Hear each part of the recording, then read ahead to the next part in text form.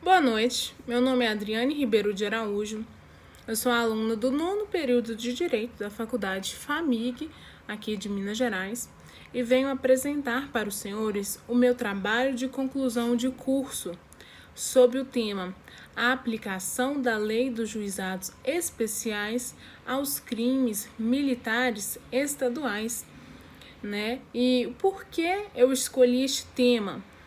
Eu escolhi porque é possível afirmar que é de extrema importância a análise constitucional acerca da elaboração e principalmente da aplicação no que tange à esfera criminal, à esfera penal de leis constitucionais, ou seja, para a criação e a aplicação de uma lei há que se observar principalmente os princípios constitucionais empregados. A ausência destes acarreta a inconstitucionalidade dessa lei, se falando então no estudo acerca da inconstitucionalidade desta. Sob essa ótica, o princípio norteador deste presente trabalho é o princípio elencado constitucionalmente como o princípio da isonomia, né, que nós temos lá no artigo 5º. Todos são iguais perante a lei, sem distinção de qualquer natureza, né? Elencado na nossa Constituição Federal de 1988, né? Que é de extrema importância a aplicação dos princípios elencados nesta para a elaboração de leis, né? Porque nós não podemos ferir a nossa Constituição, haja vista que ela é a nossa lei máxima, né? Todas advirão dela. Então, há que se observar a aplicação efetiva do que abarca a nossa Constituição, né? Então, além do princípio da isonomia, em contrapartida, né, que o princípio da isonomia ele abarca nós todos, nós temos que observar também os princípios no âmbito militar, os princípios da justiça militar estadual, né? Quais são eles? Os princípios principais. Ficou até redundante, né? Os princípios mais importantes da esfera militar são os princípios da hierarquia e disciplina. Então, sob essa ótica, há que se falar que nós temos leis próprias, né? O Código de Processo Penal Militar, o Código Penal Militar, para que seja aplicada aos crimes militares. Porém, nós temos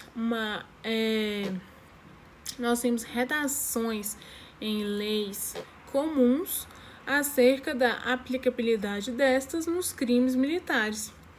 Porém, como eu falei com os senhores, os princípios constitucionais da hierarquia e disciplina, acerca dessa esfera no que tange ao militarismo mesmo, este não abre mão de aplicar as leis que de fato foram feitas para o atingimento, né, a penalização dos que cometem crimes militares.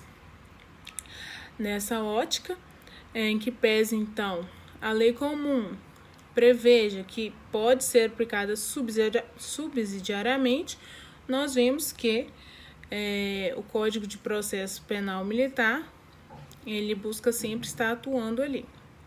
Então, desta feita, há que se falar que este trabalho adotou um método dedutivo, porque a partir deste método dedutivo se vislumbra a possibilidade da utilização de um raciocínio lógico, porque este trabalho foi baseado através de um princípio, né, partindo de teorias e leis gerais acerca do princípio da isonomia, acerca deste princípio constitucional, né? A gente partiu desse pressuposto para fundamentar racionalmente essa pesquisa, né?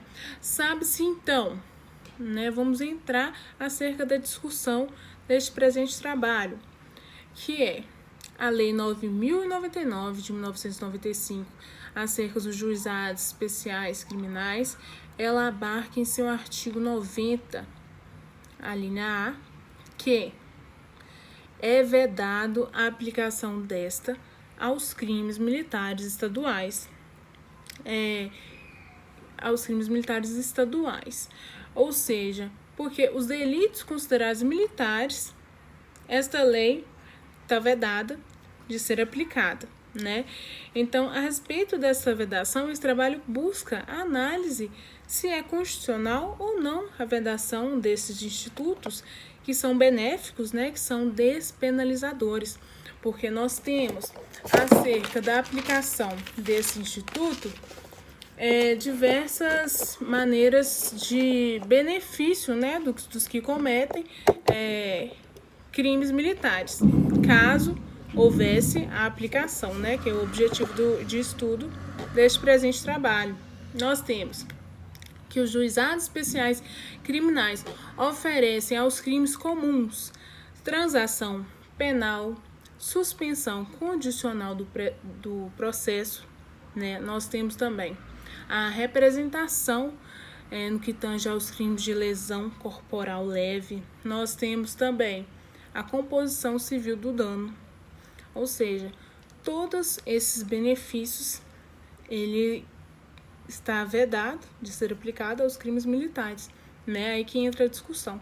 Todos não somos iguais, o princípio da isonomia, né? Então, ressalta essa diferença e discrepância acerca da possível inconstitucionalidade desta vedação. O trabalho também buscou ressaltar a diferença de crimes militares próprios e de crimes militares impróprios.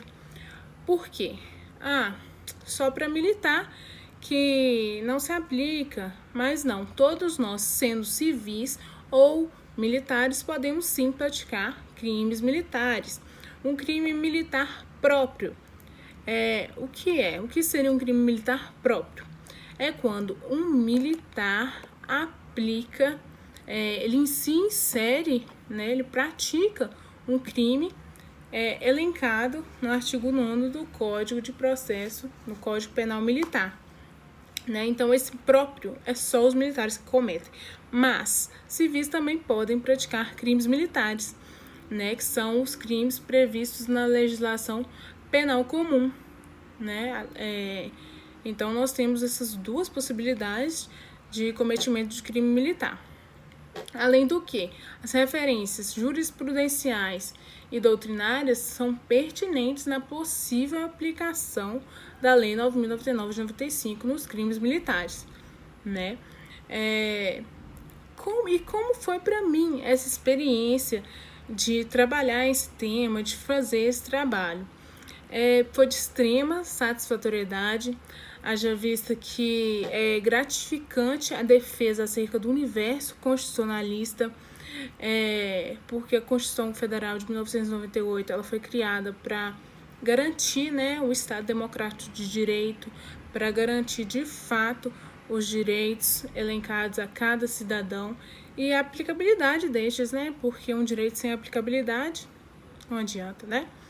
Então, foi bem satisfatório fazer esse trabalho, porque a gente, seguindo a Constituição, sabendo dos nossos direitos, não há que se falar em privilégios e distinções entre as pessoas, né? Tendo que ressaltar também a exigência de um limite substancial de igualdade no que tange aos usos de direitos, né? Então, a gente tem que ter uma igualdade ou um limite de distinção, né? Haja vista que a Constituição veda. Diante de todo o exposto, há que se falar sim numa possível inconstitucionalidade, né? Nós trabalhamos aí acerca de decisões jurisprudenciais, estudos de autores de renome, né? Que nós temos aí o José Afonso da Silva e o Marcelo Novellino, né, que são autores aí que nós utilizamos para fundamentar o presente trabalho. Diante de todo o exposto, eu agradeço a todos que estão me assistindo e me coloco à disposição para quaisquer dúvidas. Obrigada.